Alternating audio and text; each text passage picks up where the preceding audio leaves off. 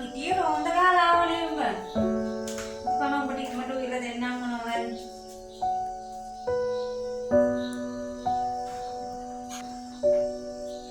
හිටියේ ඔබට පරිගන්නේ. ඉඳලා පාන්නට දෙන්න මම උකහරි ටිකක්. ඉතින් මගේ තනිය දෙන්න ඉඳලා කාපන්.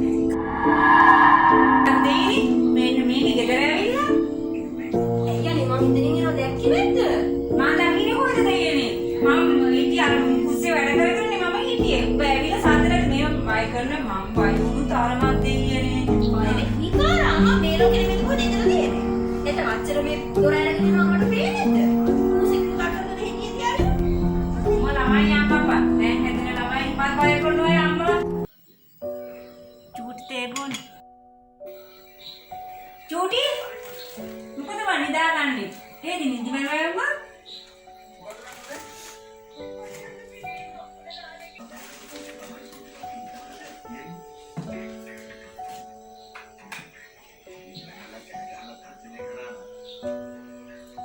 සීනි දැම්මේ නෑනේ බං.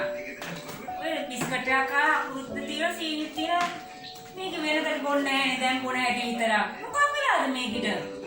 මොන මාසවලක් කරාද මන් දන්නේ කන්නේ ආපුලා කල්පනා මොනෝ එක්ක නිදා ගන්නෝ මොන යකක් ගහන්නේ මන් දන්නේ කන්නේ. ඔය සීනි ටිකක් ගනින්. මොකද මේ මෙච්චර තිත්ත සීනි දැම්මේ නැද්ද? ඒකේ මම කිව්වේ මං ඉස්සෙල්ලා උඹට සීනි දැම්මේ නැහැ. ඔය ආගෙන කාපන්. බිස්කට් එකක් හරි. හරි.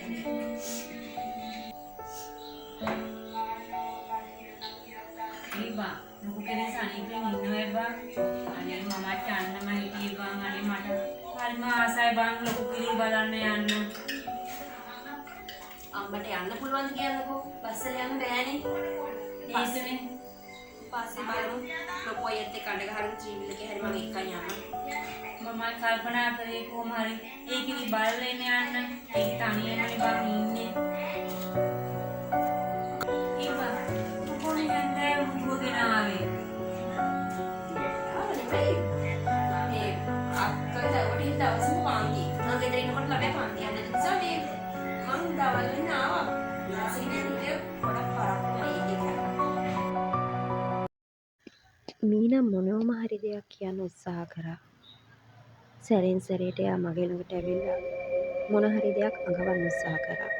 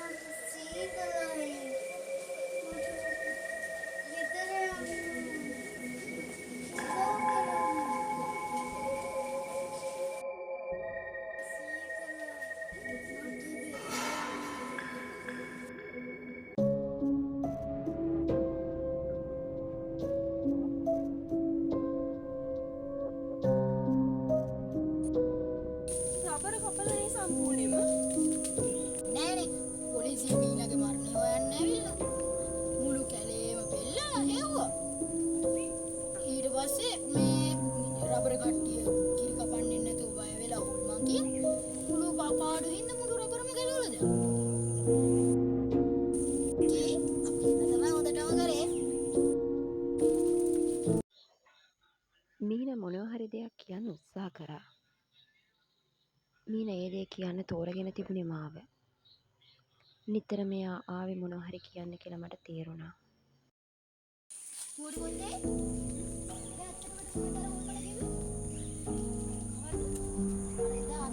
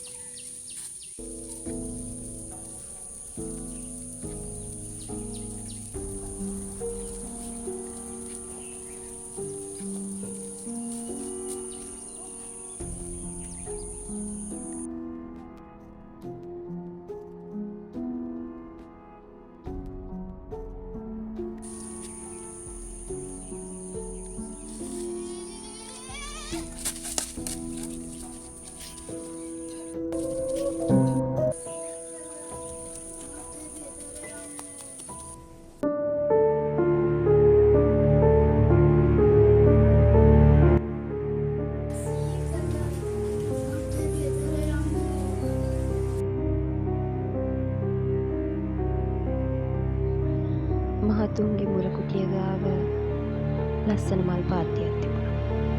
ඒ යට පුංචි මීනා හැංගිලා හිටියා. ළමයා බඩගින්නයි ඉඳලා ඉච්ච මොන කියලා. සමහර විට කඩේ පාකරවල තිබුණා කියලා කියනවානේ. කවුරුත් ඒ කොහොම හරි ළමයා බඩගින්න